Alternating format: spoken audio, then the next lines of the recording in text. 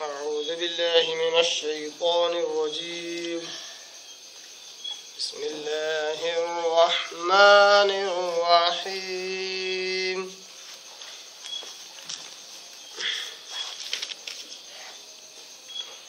يا أهل الكتاب لم تحاجون في إبراهيم وما أنزلت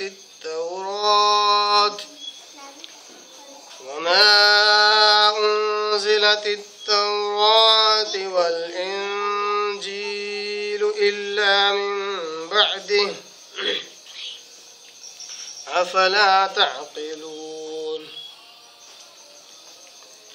يا أهل الكتاب لم تحاجون في إبراهيم وما أنزلت التوراة والإنجيل إلا من بعده أفلا تعقلون.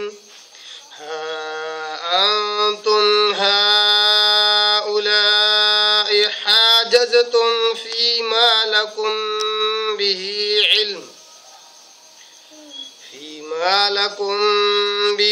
علم فلم تحاجون فيما ليس لكم به علم والله يعلم وأنتم لا تعلمون. صدق الله العظيم. نحمده ونصلي على رسوله الكريم. اما بعد. تمام قسم کی حمد و ثنا، تعریف، کبریائی اور بڑائی اسے اللہ وحدہ لا شریک کے لیے لائق اور زیبا ہے، جو ساری کائنات کا خالق، مالک، میرا اور آپ کا مربی ہے. اسے اللہ کے لیے ساری تعریفیں ہیں، جو غفور ہے، غفار ہے، کریم ہے، ستار ہے. بعد اس کے آپ کے میرے آقا دو جہاں کے سردار الانبیاء پر کروڑ کروڑ انگنت بے شمار درود و سلام ہو. صلی اللہ علی محمد وآلہ وسلم. قابل احترام بزرگوں، عزیز دوستوں، نوجوان ساتھیوں، قرآن مجید کی دو آیتوں کی میں نے تلاوت کی ہے، اور یہ دونوں آیتیں ہمارے سلسلہ وار درس کی اگلی کڑی ہے. سورہ آل عمران سورہ نمبر 3 پارہ نمبر 3 اس کے رکو نمبر 7 کی دو آیتیں ہیں. آیت نمبر 65 اور 66، 65 اور 66 بڑی زبردست آیتیں ہیں، اور اسی ضمن میں ہے جو اہل کتاب سے کے تعلق سے جو گفتگو چل رہی تھی اور ان کے تعلق سے جو مضمون جاری و ساری تھا، اسی سے جڑی ہوئی یہ دونوں آیتیں بھی ہیں. آیت نمبر 64 میں اللہ تبارک و تعالیٰ نے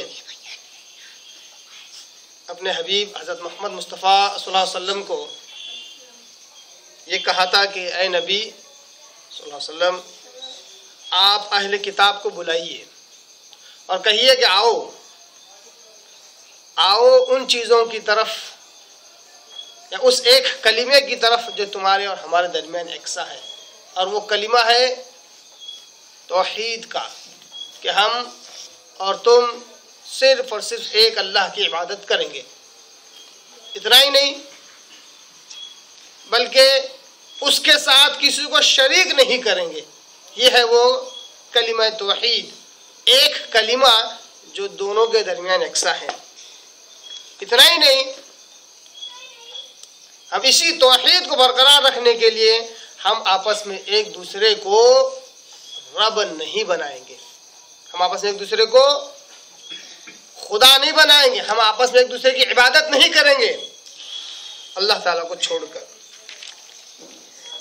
پھر اللہ نے کہا اے نبی صلی اللہ علیہ وسلم، تمہاری اتنی سیدھی اور سچی دعوت دینے کے باوجود بھی اگر یہ اس حق کو نہ مانے، مخلوقات کو خدا کا درجہ دے یا خدا مان لیں یا خدا کا بیٹا مان لیں، تو آپ کہو کہ میں اس بات کی گواہی دیتا ہوں کہ میں اللہ کے فرما برداروں میں سے ہوں، مسلمانوں میں سے ہوں. جب صحیح راستے کی زبردست نشاندہی اللہ تبارک و تعالیٰ نے پیارے آقا صلی اللہ علیہ وسلم کے ذریعے سے اہل کتاب کے آگے رکھ دی، اس کے بعد بھی ان کا اختلاف رہا. جیسا کہ اوپر کی آیت میں اللہ تبارک تعالیٰ نے سارے دلائل، سارے علم رکھنے کے بعد جب انہیں روگردانی کی تو اللہ تبارک تعالیٰ نے آیت مباہلہ اور آیت ملاعنہ اللہ نے نازل کیا، جس سے وہ پھر پرے ہٹ گئے اور ملاعنہ کرنے سے انکار کر دیا. اب جب یہ بات کہہ دی گئی کہ کم سے کم اس ایک چیز کی طرف آؤ جو تمہارے ہمارے درمیان یکساں ہے، اور وہ ہے توحید خالص، کہ ہم کسی اور کی بات نہیں کریں گے. ہزار مسائل تمہارے ہمارے درمیان کے اختلاف والے ہوں گے، جو کہ شرعی اعتبار سے اختلاف ہوں گا. ہمارے پاس کوئی چیز حلال ہوگی، تمہارے پاس کوئی چیز حرام ہوگی. ہمارے پاس کوئی چیز تفضل والی ہوگی، تمہارے پاس غیر تفضل والی ہوگی. فضیلت ہمارے پاس زیادہ ہے، تمہارے پاس کم ہے، یہ ہو سکتا ہے، پر کم از کم اس ایک چیز کی طرف آؤ جو تمہارے ہمارے درمیان یکساں ہے، اور وہ ہے توحید خالص. وہ ہے توحید خالص. اور دوسری یہ کہ ہم شرک نہیں کریں گے، اللہ تبارک و تعالیٰ کے ساتھ کسی کو شریک نہیں کریں گے. اور تیسری بات یہ ہے کہ ہم آپس میں ایک دوسرے کو رب نہ بنائیں گے، جس کی زبردست تشریح اور تفسیر میں نے پچھلے درس میں بیان کی کہ ہم ہمارے علماء اور مشائخ کو حلال اور حرام کا اختیار نہیں دیں گے. یعنی اگر وہ کسی چیز کو حلال کر دیں تو اس کو حلال ماننا ہے، ان کی عبادت کرنا ہے. کسی چیز کو حرام کر دے اس کو حرام ماننا ہے، عبادت ہے. بلکہ ان کی بات دلیل کی روشنی میں لی جائے گی. اگر دلیل ہوگی حلال کی تو حلال مانی جائے گی، دلیل ہوگی حرام کی تو حرام مانی جائے گی. آنکھ بند کر کے کسی کی پیروی کرنا یہ اس کی عبادت کرنا ہے. جیسا کہ پچھلے ہم نے درس میں قرآن مجید اور آیتوں سے اور احادیث سے ہم نے یہ بات جانی. جب یہ بات ساری ہو گئی پھر بھی اختلاف کیا، اور اب آئے وہ اصل کی طرف. یہود و نصارہ، یہودی اور عیسائی، پھر اب آئے وہ اصل کی طرف. ان کی اصل کیا تھی؟ ان کی اصل تھی دین حنیف. جیسا کہ اسلام کی اصل بھی دین حنیف ہے، یہودی اور عیسائیوں کی بھی اصل تھی دین حنیف، جس کے اصل الاصل تھے امام الموحد حضرت ابراہیم علیہ السلام. اب ان کے تعلق سے بات شروع ہو گئی آیت نمبر 65 میں. اور کریں، بڑی زبردست آیت ہے. اور یہ جس طرح یہ آیت ہم اس وقت کے یہودی اور عیسائیوں کو جزر و توبیخ کرتے ہوئے، انہیں تنبیہ کرتے ہوئے اللہ نے آیت نازل کی. اللہ اکبر، قربان جائے، اس آیت پر بڑی دل کو چھو جاتی ہے. یہی آیت آج مسلمانوں کے درمیان کے اختلافات کو بھی ختم کرنے کے لیے وہ بالکل. جب یہ آیت یہودی اور عیسائیوں کو جزر و توبیخ کر کے انہیں تنبیہ کر کے سیدھی راہ پر لا سکتی ہے، یہی آیت مسلمانوں کے اختلافات کو بھی ختم کرنے کے لیے کافی ہے. غور کیجیے آپ اس آیت پہ. آیت نمبر 65 کا ہم ترجمہ دیکھتے ہیں. یا اہل الکتاب، اے اہل کتاب. اللہ تبارک تعالیٰ کہہ رہا ہے اے اہل کتاب لما تحاجون فی ابراہیم. لما یعنی کیوں، لما تحاجون، تم حجت کیوں کرتے ہو، تم بحث کیوں کرتے ہو، تم جھگڑا کیوں کرتے ہو فی ابراہیم، ابراہیم کے معاملے میں. ابراہیم معاملے میں کیا انہوں نے جھگڑا کیا، کیا بحث کی؟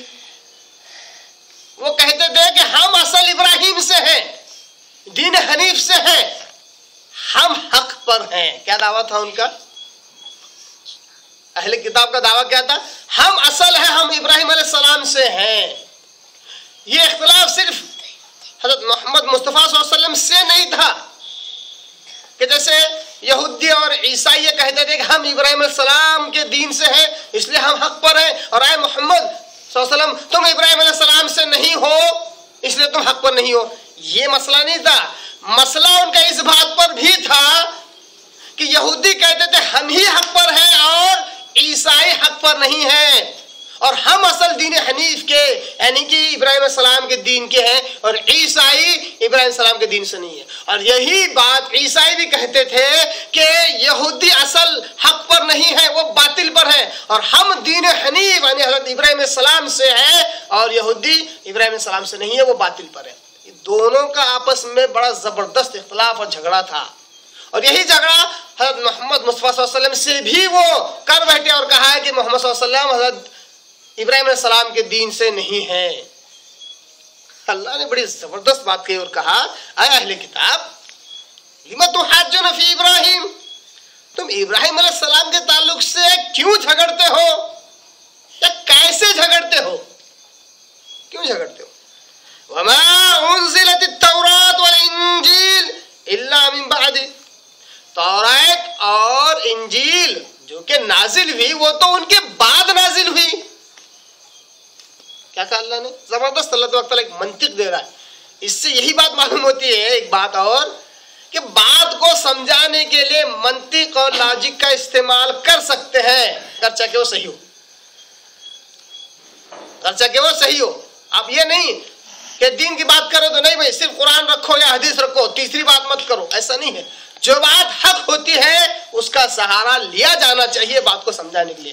قرآن اور حدیث تو بنیاد ہے ہی، ان کو سمجھانے کے لیے آپ اجماع کا سہارا لے سکتے ہیں جو کہ حق ہے، آپ قیاس کا سہارا لے سکتے ہیں اگر وہ قیاس صحیح ہے، آپ منطق کا، علم کلام کا، لاجک کا، مثالوں کا، میتھمیٹکس کا، سائنس کا، سماجی سائنس کا، اسپیس کی اسٹڈی کا، ان سب کا سہارا لے سکتے ہیں اگر آپ صحیح بات سمجھانا چاہتے ہیں۔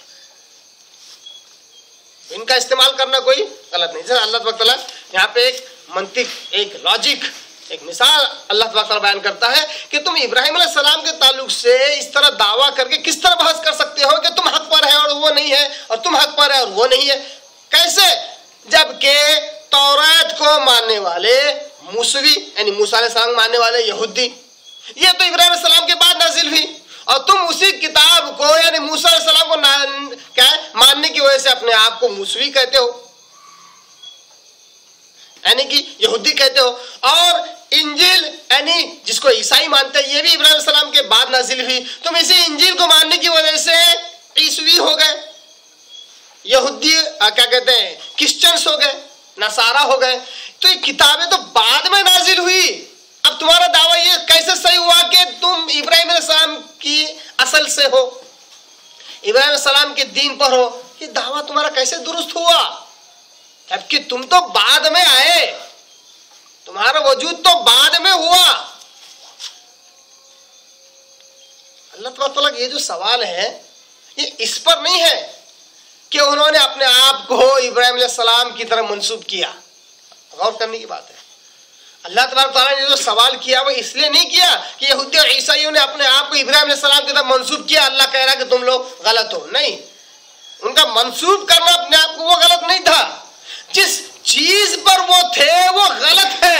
اگر انہوں نے اپنے آپ کو ابراہیم علیہ السلام کی طرف منسوب کیا اور وہ اپنے دعوے کو ثابت کرنے لگ گئے، اور اگرچہ کہ اگر وہ ثابت ہو جائے تو گویا کہ ان کا جو من گھڑت دین ہے وہ بھی صحیح ثابت ہو جائے گا، ہے نا؟ بات سمجھ میں آ رہی ہے؟ مثال کے طور پر ایک آدمی ہے جس نے، اللہ معاف کرے، اس نے ایک غلط کام کیا، زنا کیا کسی شخص کے ساتھ، پکڑا گیا، لوگوں نے پکڑا، مارنے کی کوشش کی، سوال جواب کیا تو اس نے کہا بھائی میں نے یہ کام نہیں کیا، میں تو فلاں مولانا کا بیٹا ہوں۔ اور کرنے کی بات ہے، ایک مثال دے رہا ہوں، کیا کہا اس نے؟ میں تو فلاں امام صاحب کا بیٹا ہوں، خطیب صاحب کا بیٹا ہوں، فلاں مفتی صاحب کا بیٹا ہوں، میں یہ کام کیسے کر سکتا ہوں؟ اس کا یہ منسوب کرنا غلط نہیں ہے، اگر اس کی یہ انتساب اگر مان لی جائے تو اس کا ایک گناہ چھپ جائے گا، جو گناہ اس نے کیا ہے وہ چھپ جائے گا۔ تو اس کے اس انتساب یعنی اپنے آپ کو منسوب کرنا، اس کی اہمیت نہیں ہے، اصل اہمیت اس نے وہ کام کیا یا نہیں کیا، اس کی تحقیق کی جائے، کیا ہے تو اس کا انتساب غلط ہے، اس کا جو اپنے آپ کو منسوب کرنا ہے اس کی کوئی اہمیت اور وقت نہیں ہے۔ سمجھ آئی؟ اسی طرح یہودیوں اور عیسائیوں نے اپنا اپنا ایک دین، اپنا اپنا ایک منہج اور مسلک بنا لیا تھا، اور وہ غلط تھا، جیسا کہ سورہ آل عمران کی 80 سے 83 آیتیں اسی ضمن میں نازل ہوئی کہ نجران کا ایک وفد، ایک گروہ عیسائیوں کا آپ صلی اللہ علیہ وسلم سے بحث کرتا ہے اس تعلق سے کہ ہم لوگ حق پر ہیں، عیسیٰ علیہ السلام اللہ کے بیٹے ہیں، نعوذ باللہ. تو اللہ نے باقاعدہ ثابت کیا کہ وہ اللہ کے بیٹے نہیں ہیں. اللہ کی اولاد کیسے ہو سکتی ہے جبکہ اس نے پوری کائنات کو کن فیکون کے ذریعے سے پیدا کیا؟ اس کو اولاد کی کیا ضرورت ہے؟ اللہ تبارک نے علمی اعتبار سے ہر طریقے سے ثابت کیا. وہ غلط تھے، اب پوری طرح غلط ہے علمی اعتبار سے، دلائل کے اعتبار سے. اب انہوں نے کہا کہ ہم تو ابراہیم السلام کی طرف سے ہیں، ابراہیم علیہ السلام کے دین پر ہے. تو اللہ نے کہا اپنے آپ کو ان کی طرف منسوب کیسے کرتے ہو؟ کیسے کرتے ہو؟ کیوں کرتے ہو؟ اگر منسوب کرتے ہو تو اپنے آپ کو سر صحیح بھی کرو ان کی طرح. مثال کے طور پر آج کل مسلمان بھی ماشاءاللہ بولتے ہیں کہ بولتے ہیں ہم فلاں ولی صاحب کو ماننے والے ہیں، پیر صاحب کو. تو کہتے ہیں پہلے ان کے ایسے بنو تو صحیح، ان کے سے بنو، ان کی باتوں پہ عمل کرو، تب جا کے تمہارے دعویٰ کہ ہم فلاں کو مانتے یہ درست ہوگا، ہے نا. اب ایک آدمی ہے کہتا ہے کہ میں عبدالقادر جیلانی رحمہ اللہ کو مانتا ہوں، ان کا مرید ہوں، اور ایک وقت نماز نہیں پڑھتا. لوگ کہیں گے ان کا تو مرید ہوتا تو پہلے 5 وقت نماز پڑھتا، پھر تیرا دعویٰ بھی درست ہوتا. ورنہ یہ ماننا بیکار ہے. ورنہ تو ان کے ماننے سے، تیرے ان کے ماننے سے تیری جو کارستانیاں ہیں، تیرے جو برے اعمال وہ چھپ جا رہے ہیں. تو برا بھی ہے تو لوگ اچھا سمجھ رہے، کیوں؟ یہ تو فلاں کا مرید ہے. یہ اصول ہی غلط ہے. اتنا ہی نہیں، یہودی اور عیسائی ایک اور جرات کرتے تھے، اور وہ جرات یہ تھی، وہ کہتے تھے کہ ابراہیم علیہ السلام، یہودی کیا کہتے تھے؟ ابراہیم علیہ السلام یہودی تھے. کیا بولتے تھے؟ ابراہیم علیہ السلام یہودی تھے. اور عیسائی کیا کہتے تھے؟ نہیں، یہودی نہیں تھے، ابراہیم علیہ السلام عیسائی تھے. ایک تو اپنے آپ کو ان کی طرح منسوب کرنا ہو گیا، لیکن کیسے منسوب کر سکتے ہو جبکہ تم غلط پر ہو اور ان کے بعد آئے تم غلط ہو تو ان کی طرف منسوب کرنا تمہارا بیکار ہے، غلط ہے. اتنا ہی نہیں، بعد میں آ کر اپنے من مرضی سے، اپنی نفسانی خواہشات سے اپنا دین بنا لینا، اور پھر یہ کہنا کہ ابراہیم علیہ السلام بھی اسی دین پر تھے. تو اللہ نے کہا توریت اور انجیل تو ان کے بعد نازل ہوئی. جب توریت بعد میں نازل ہوئی تو یہودیت بھی بعد میں ہے، انجیل بعد میں نازل ہوئی تو عیسائیت بھی بعد میں ہے. تو ابراہیم علیہ السلام تو بہت پہلے کے ہیں، تو یہودی اور عیسائی کیسے ہو سکتے ہیں؟ اگر اس بات کو اگر آپ سمجھیں تو انشاءاللہ العزیز اسلام کے جتنے فرقے جو بٹھے ہوئے آپس میں، جماعتیں، مسلکیں، یہ بھی انشاءاللہ العزیز کاپور کی طرح ختم ہو جائیں گے.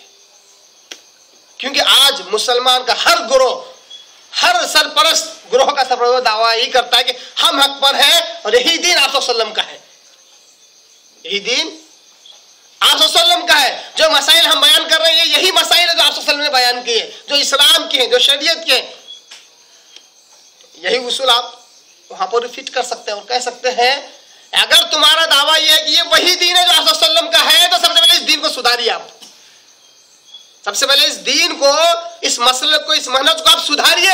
آپ کا منہج، آپ کا مسلک قرآن کی آیت کے خلاف نہ ہو، آپ کا منہج، آپ کا مسلک حدیث کے خلاف نہ ہو. کیونکہ آپ کا دعویٰ کیا ہے؟ اللہ اس کے رسول کے مطابق ہے جو 14.5 سال پہلے تھا.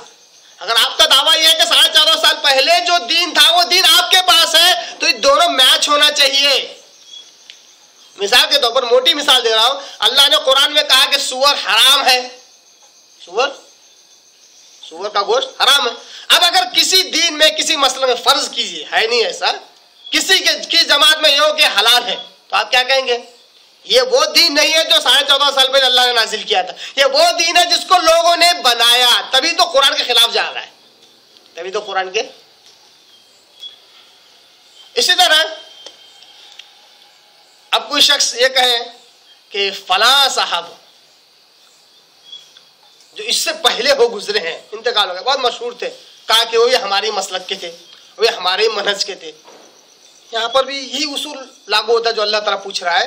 ارے فلاں تو فلاں پہلے پیدا ہوئے، آپ صلی اللہ علیہ وسلم کے 100 سال 200 سال 300 فلاں صحابی ہے، تابعی ہے، تبع تابعی، ان کا انتقال بھی ہو گیا. اور تمہاری یہ جو جماعت جو فرقہ ہے اس کے بعد پیدا ہوئی، اس کے بعد یہ لیبل آیا، یا فلاں شخص، فلاں جو اس جماعت کا جو سربراہ تھا وہ تو فلاں عیسوی میں پیدا ہوئے. اس کے بعد سے ہی اس فرقے کی، اس جماعت کی ابتدا ہوئی. تو اس سے پہلے جو لوگ پیدا ہوئے وہ تمہاری جماعت کے کیسے ہو سکتے ہیں؟ اللہ معاف کرے، میں نے کئیوں کتابوں میں یہ بات دیکھی ہے اور عجیب و غریب یہی آیت اس وقت یاد آتی ہے، اللہ کے ہی منطق کے سوال یاد آتا ہے. فرقے تو بعد میں بنے، مسلک بعد میں بنے، ہے نا، الگ الگ جماعتیں بعد میں بنی، تقلید کی بنیاد پر الگ الگ مسلک الگ بنے، حنفی الگ، شافعی الگ، مالکی الگ، حنبلی الگ.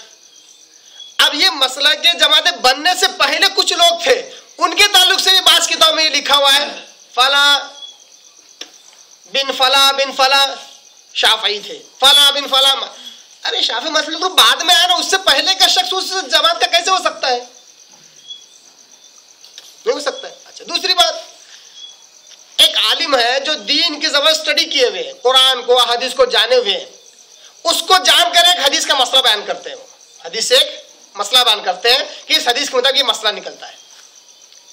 اب جن لوگوں نے اپنے آپ کو گروہ بندی میں بانٹا، نہ صرف بانٹا بلکہ امت کو بھی بانٹ دیا، اب وہ جو عالم ہے ان کا انتساب کسی ایک گروہ کی طرف کرتے ہیں، کسی ایک جماعت کی طرف کرتے ہیں. کہتے ہیں دیکھو یہ جو مسئلہ ہے نا، انہوں نے جو بیان کیا نا، یہ فلاں مسلک میں ہے، اس لیے وہ فلاں مسلک کے. مثال کے طور پر گھوڑا حلال ہے حرام ہے. بات اسی آیت پہ اس لیے ایسی مثالیں دینا پڑ رہا بات کو سمجھانے کے لیے، کیونکہ قرآن ہے ہی ہماری رہنمائی کرنے کے لیے. اگر ان آیتوں سے دین خالص اگر سمجھ نہیں سکتے ہیں تو یہ آیتیں نعوذ باللہ بے معنی ہو جائیں گی. ان آیتوں سے اگر صرف یہی معنی لیا جائے کہ یہ یہودی اور عیسائیوں کے لیے ہے تو یہ آیتیں قیامت تک رہنمائی کرنے والی نہیں ہے. پھر اگر ہمارا عقیدہ یہ ہے کہ آیتیں قیامت تک رہنمائی کرنے والی ہے تو ان سے یہ معنی بھی نکلنا چاہیے کہ جس طرح یہودی اور عیسائی ابراہیم علیہ السلام کی طرح اپنے آپ کو منسوب کر کے انہیں یہودی عیسائی کہتے تھے، اسی طرح مسلمان بھی آج اسی روش پر ہیں. اور آپ صلی اللہ علیہ وسلم نے صحیح بخاری حدیث میں کہا بھی کہ قیامت اس وقت تک قائم نہیں ہوگی جب تک کہ میری امت بھی اپنے پہلے کے لوگوں کی روش پر نہ چلے. یہاں تک کہ پہلے سے مراد یہودی اور عیسائی، یہاں تک کہ اگر وہ کسی گوہ کے بل میں گھس جائے تو میری امت بھی گھس جائے گی. بخاری مسلم کی حدیث. مثال دے رہا تھا کہ جیسے گھوڑا حلال ہے نا، اب ایک فرقے کے پاس گھوڑا حلال یہ مسئلہ ہے، دوسرے فرقے کے پاس گھوڑا حرام ہے، دوسرے فرقے کے پاس گھوڑا حرام ہے. دو الگ الگ فرقے ہو گئے. اب پھر بھی لوگوں کا یہ دعویٰ ہے کہ دونوں متضاد چیزیں ہیں، پھر بھی دونوں حق پر ہیں. دونوں متضاد ہیں، اپوزٹ ہیں، دعویٰ یہ کہ پھر بھی دونوں حق پر ہیں. واللہ اکبر. یہ بات اب تک تو سمجھ میں نہیں آئی ہے، شاید کبھی سمجھ میں نہیں آئے گی، کیونکہ ابھی دن بھی ہے اور رات بھی ہے، یہ دو متضاد چیزیں کبھی سمجھ میں آ ہی نہیں سکتی. اور پھر بھی حق ہو یہ بات، یہ جملہ کہ پھر لوگ دن بھی ہے اور رات بھی ہے یہاں پر، ہاں یہاں پر، ورنہ کہیں اور تو دن ہے بھی، یہاں پر دن بھی اور رات بھی، یہ دو متضاد چیزیں ایک وقت میں ایک ساتھ نہیں ہو سکتی ہیں. اب میں بات جو بتا رہا ہوں علماء کو کس طرح لوگوں نے بانٹا اپنی من مرضی سے. اب یہ فرقے بننے سے پہلے یا فرقے بننے کے بعد ایک عالم مفتی جو بھی ہیں ماشاءاللہ، انہوں نے قرآن حدیث کا علم حاصل کیا اور حدیث کے مطابق فتویٰ نکالا کہ گھوڑا حلال ہے. فرض کیجیے اب ان کے گھوڑا حلال جو بولا انہوں نے وہ حدیث کی بنیاد پر، قرآن کی آیت کی بنیاد پر بولا. اب ان کے حلال بولنے پر بجائے ان کو قرآن حدیث کا متبع کہنے کے، قرآن حدیث کا متبع اور تابع فرمان کہنے کے، ان کو کہتے ارے وہ تو شافعی مسلک کے ہیں. کیسے معلوم؟ کیونکہ شافعی مسلک میں گھوڑا حلال ہے، حنفی مسلک میں تو حرام ہے. اب انہوں نے حلال کا اس لیے وہ شافعی مسلک کے. ارے یہ کیسا اصول ہے؟ یہ اگر انہوں نے دلیل قرآن حدیث کو بنیاد بنا کر کہی ہے تو متبع ہو گئے، تابع اتباع کرنے والے ہو گئے. اب وہ مقلد کیسے ہو گئے؟ کسی ایک مسلک کے مقلد کیسے ہوئے؟ یہ علمی باتیں تھوڑا اس لیے رکھنا ضروری ہے کیونکہ بات سمجھتے ایک ساتھ نہیں سمجھتی. تو علماء کو اس طرح اپنی من مرضی سے نہ بانٹیں. یہ دیکھیں کہ وہ عالم نے اس سے پہلے کے جو علماء گزرے ہیں انہوں نے وہ بات کہی ہے تو کس بنیاد پر کہی ہے، قرآن کی کون سی آیت کی بنیاد پر، حدیث کون سی حدیث کی بنیاد پر. یہ نہیں کہ انہوں نے مسئلہ بیان کر دیا تو وہ فلاں جماعت کے ہو گئے. اب امام بخاری رحمہ اللہ کے تعلق سے مشہور، بہت مشہور ہے کہ وہ شافعی مسلک کے. 10 بار 1000 بار لوگوں نے پوچھا بتاؤ کیسے، کیونکہ ان کے زیادہ تر مسئلے شافعی مسلک سے ہیں. یہ کون سا اصول ہوا؟ اگر امام بخاری کے زیادہ تر مسئلے شافعی مسلک سے میچ کھا رہے ہیں تو کیا شافعی ہو گئے وہ؟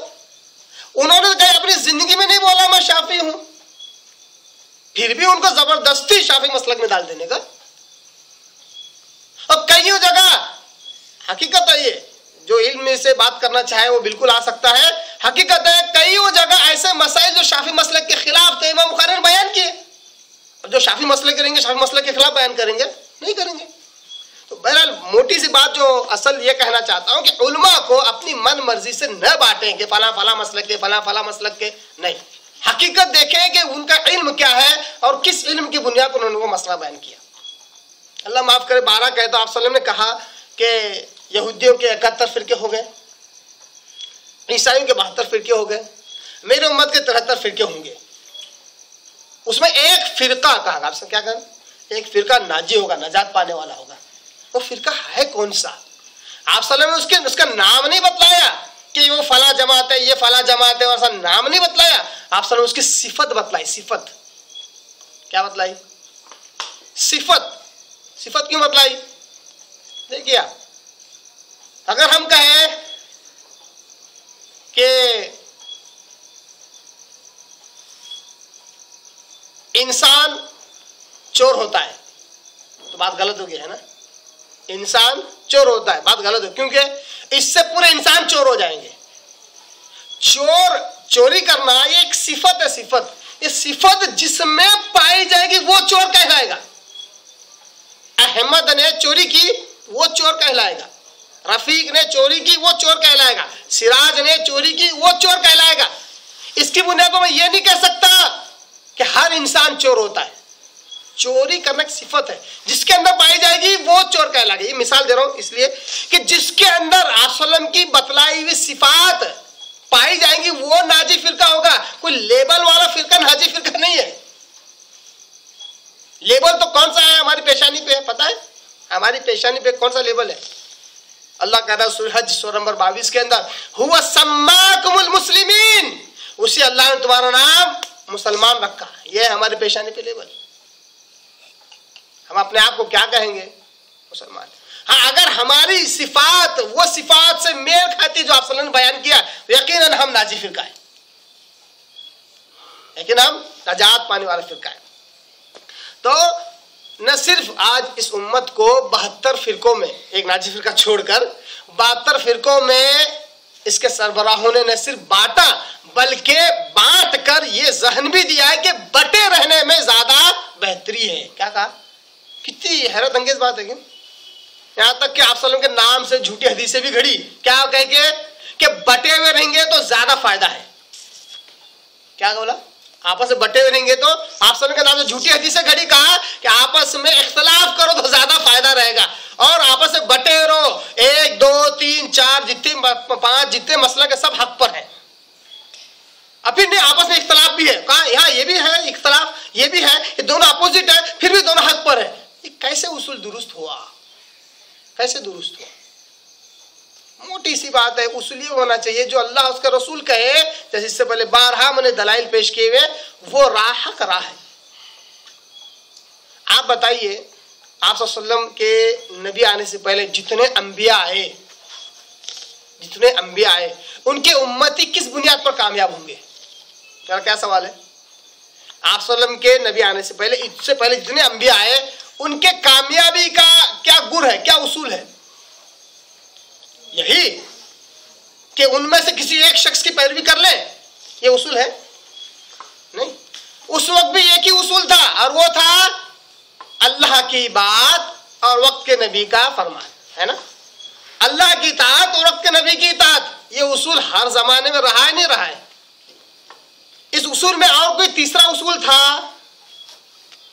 نہیں تھا تو آج بھی نہیں ہے، انشاءاللہ قیامت تک نہیں رہے گا. ایک ہی اصول ہے، کیا؟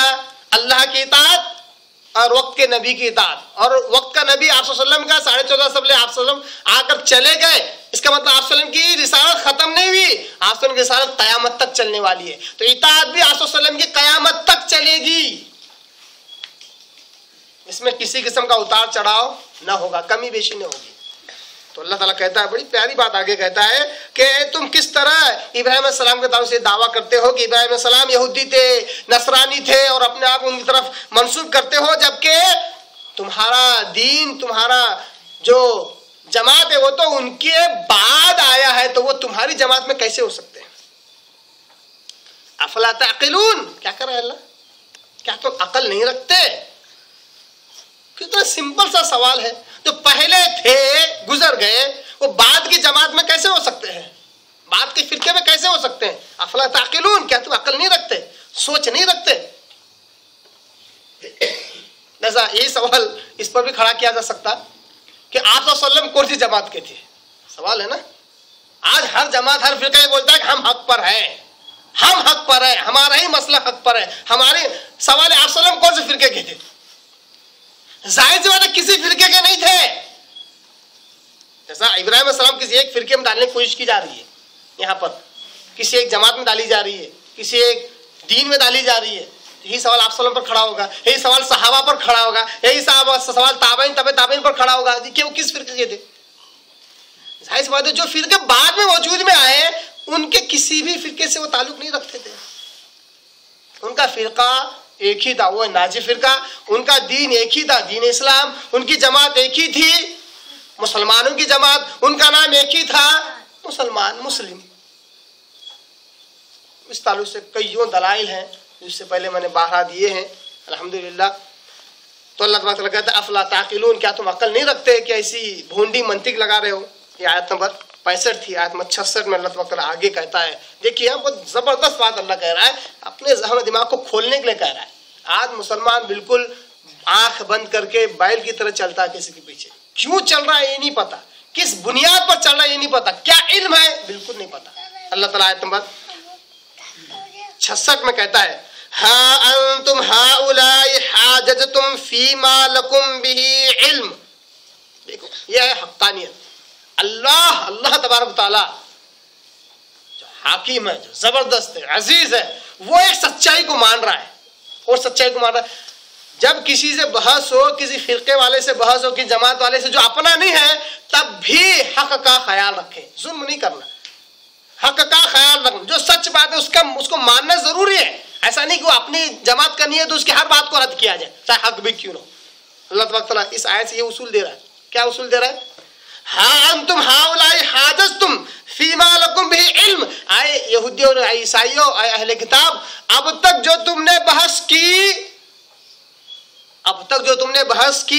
اس کا تو علم تھا تمہارے پاس. بات سمجھ میں آ رہی ہے؟ یہ نجران کا جو وفد تھا عیسائیوں کا، وہ آپ صلی اللہ علیہ وسلم سے آ کر بحث اس بات پر کر رہا تھا کہ عیسیٰ علیہ السلام اللہ کے بیٹے ہیں. دلیل کیا دی انہوں نے؟ دلیل یہ دی کہ عیسیٰ علیہ السلام مردے کو زندہ کرتے تھے.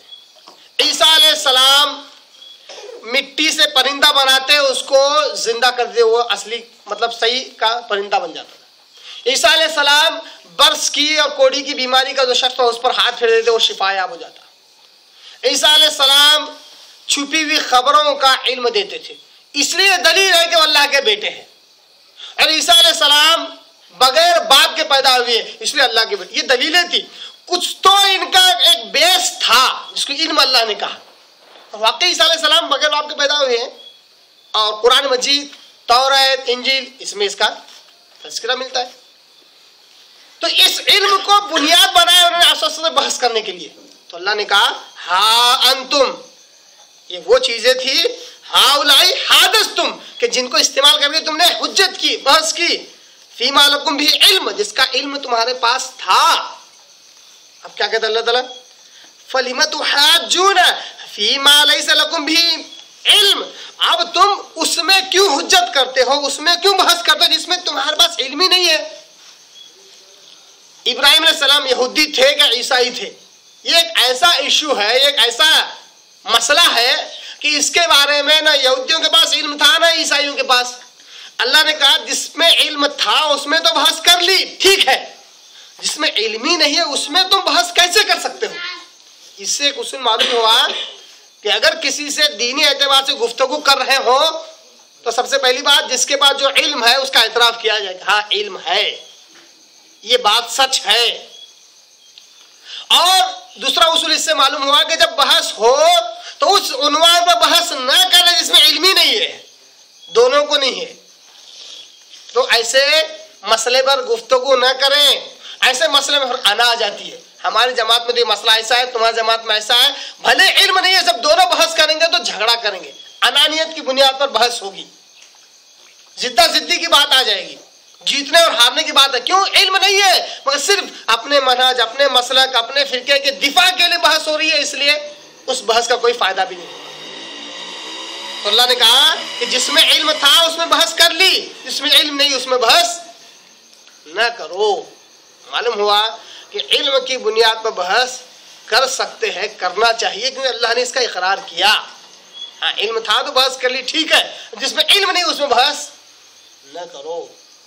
اب علم اللہ نے کس کو کہا اور کس کو نہیں کہا, یہ بھی ایک بات اس سے سمجھ میں آتی ہے. اللہ نے علم اس کو کہا جو ان کے پاس توریت اور انجیل کے ذریعے تھا, یعنی عیسیٰ علیہ السلام اللہ کے بیٹے. کیوں؟ کیونکہ وہ بن باپ کے پیدا ہوئے, یہ دلیل تھی ان کے پاس, اس کا ثبوت ان کی کتابوں میں تھا, ہے نا. اسی طرح عیسیٰ علیہ السلام کے بہت سارے معجزات, اس کا ثبوت ان کے پاس تھا, اللہ نے اس کو علم کہا. اللہ نے کس کو علم نہیں کہا؟ نفسانی خواہشات کو, ان کی من مرضی, ان کے بنائے اصولوں کو. ان کا بنایا اصول یہ تھا کہ ہم نصرانی, ہم کرسچن صحیح ہیں, اور ابراہیم علیہ السلام بھی یہی تھے. اس کی کوئی دلیل نہیں تھی ان کے پاس, اس کی کوئی دلیل تھی نہیں تھی, سوائے اس کے کہ ان کی خواہش تھی کہ ابراہیم علیہ السلام بھی یہودی ہوں, ابراہیم علیہ السلام بھی عیسائی, یہ خواہش تھی. اللہ نے اس خواہش کو علم کے دائرے سے باہر کر دیا, رد کر دیا, کہا یہ علم نہیں ہے, یہ علم نہیں ہے. یہی معاملہ آج مسلمانوں کا بھی ہوتا ہے.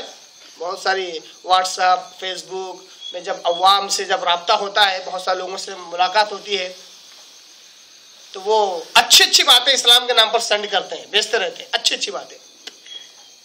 میں انہیں بارہ ہی کہتا ہوں کہ یہ اچھی بات آپ کی خواہش ہے کہ اسلام میں ہو, آپ کی خواہش ہے کہ یہ اچھی بات اسلام میں ہو, مگر اسلام آپ کی خواہش کی بنیاد پر نہیں ہے, اسلام اپنی جگہ پر ہے. اور پھر یہ اصول انہیں دیتا ہوں زندگی بھر یاد رکھنے کے لیے کہ یاد رکھو, ہر اچھی بات اسلام نہیں ہے, ہر اچھی بات اسلام نہیں ہے, بلکہ ہر اسلام کی بات اچھی ہے. ہر اسلام کی بات, ہر اچھی بات اسلام نہیں ہے, بلکہ ہر اسلام کی بات اچھی ہے. اب اس اصول کو سمجھنے سے فائدہ یہ ہوتا کہ اللہ معاف کر, میں نے کئی لوگوں کو دیکھا, جین دھرم پتہ ہے, جین دھرم, اس کے گروؤں کے کچھ اقوال تھے, کچھ اچھی نصیحت, اس کو زبردست اردو میں ٹائپ کر دیا کسی نے اور اس کو بھیج دیا. اب بات تو اچھی لگ رہی ہے نا, ایسا کرو, کیا کہتے ہیں, کرودھ مت رکھو, غصہ مت رکھو, اس کو اردو میں ڈال دیے. اب مسلمانوں میں سنڈ ہو رہا ہے. کس کی تبلیغ ہو رہی ہے؟ جین دھرم کی. میں نے کہا اللہ کے بندو, یہ قرآن کی آیت بھی نہیں ہے, حدیث بھی نہیں ہے, مسلمانوں کی بات بھی نہیں ہے, تب بھی اچھی بات ہے تو بس اسلام کے نام سے تھوپ دینے کا مت کرو. تو اللہ کہتا ہے جس میں علم نہیں تھا اس میں بحث نہ کرو, اس میں علم تھا اس میں کر لیا, مگر جس میں علم تھا اس میں بحث نہ کرو. وانتم لا تعلمون واللہ یعلم وانتم لا تعلمون. اللہ جانتا ہے, اللہ کے پاس علم ہے, اللہ کے پاس دلائل ہے, اللہ جانتا ہے کہ ابراہیم علیہ السلام کیا تھے. وانتم لا تعلمون, تم نہیں جانتے حقیقت کو, تم نے اپنے دین و دھرم کو اپنی مرضی سے بنایا اور اس میں لوگوں کو شامل کر رہے ہو جو پہلے گزر چکے ہیں, تو اس کا علم تمہارے پاس نہیں ہے, تم نہیں جانتے. اللہ جانتا ہے کہ ابراہیم علیہ السلام کیا تھے. اب پھر آگے ابراہیم علیہ السلام ہی کا تعارف اللہ تبارک تعالیٰ کرا رہا ہے کہ آیتوں میں. اسی طرح ایسی غلط فہمیوں کو اللہ تبارک تعالیٰ انہی آیتوں سے دور کر رہا ہے کہ حق پرست کون ہوتا ہے, حق پرست کی صفات کیا ہوتی ہے, حق جماعت کس کو کہتے ہیں, اور آپس میں بٹنا کیسا ہے, آپس میں بانٹنا کیسا ہے, اور کس طرح اختلافات نقصان دہ ہوتے ہیں. یہ سب اللہ تعالیٰ نے آگے ایک آیتوں میں اللہ نے سمجھایا. اللہ سے دعا کرتا ہوں اللہ تعالیٰ ہمیں قرآن کو صحیح سمجھنے, اس سے صحیح مفہوم لینے, اس پر عمل کرنے کا اللہ میں توفیق عطا فرمائے. واخر دعوانا ان الحمد للہ رب العالمین.